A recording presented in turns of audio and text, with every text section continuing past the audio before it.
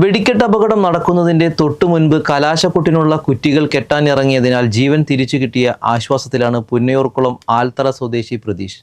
തലനാരിഴയ്ക്ക് രക്ഷപ്പെട്ടെങ്കിലും ആ ഓർമ്മകളിൽ നിന്ന് ഇനിയും മുക്തനായിട്ടില്ല അദ്ദേഹം. അപകടം നടക്കുന്ന സമയം 50 മീറ്റർ അകലത്തിലായിരുന്ന പ്രതീഷ് ശബ്ദം കേട്ട് ഓടി രക്ഷപ്പെടുകയായിരുന്നു.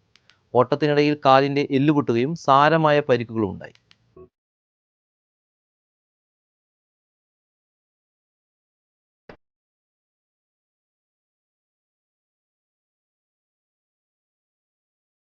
വെടിക്കെട്ട് അപകടത്തിൽ നിന്ന് പ്രതീഷ് രക്ഷപ്പെട്ടത് തലനാരിഴയ്ക്കാണ്.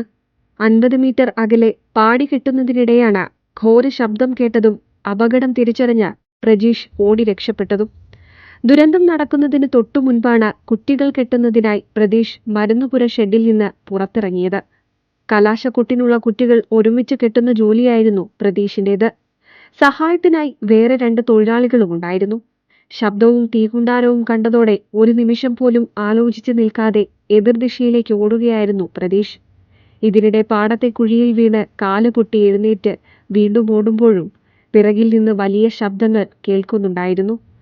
ഒടുവിൽ ഓടിക്കിതച്ച് ആദ്യം കണ്ട വീട്ടിൽ കയറി വെള്ളം കുടിച്ചു. ഓട്ടത്തിനിടെ കീറിയ വസ്ത്രം മാറ്റി നൽകിയതും ആ വീട്ടുകാരാണെന്നും പ്രതീഷ് പറയുന്നു.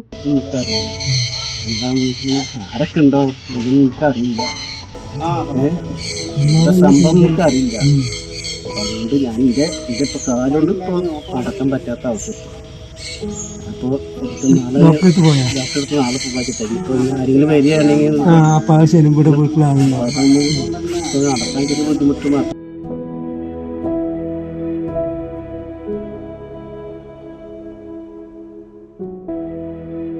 പാതി മാറിയ കിതപ്പോടെ അതിലുപരി ആശങ്കയോടെ വെടിക്കെട്ട് പുരയിലുണ്ടായിരുന്നവരെ ഓർത്ത് വേദനയോടെ പ്രതീഷ് റോഡിലേക്ക് നടന്നു.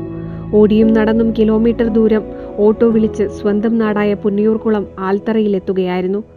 നടുക്കുന്ന ഓർമ്മകളിൽ നിന്നും ഇനിയും മുക്തനായിട്ടില്ല പ്രതീഷ്. NCV news, മാറച്ചേരി.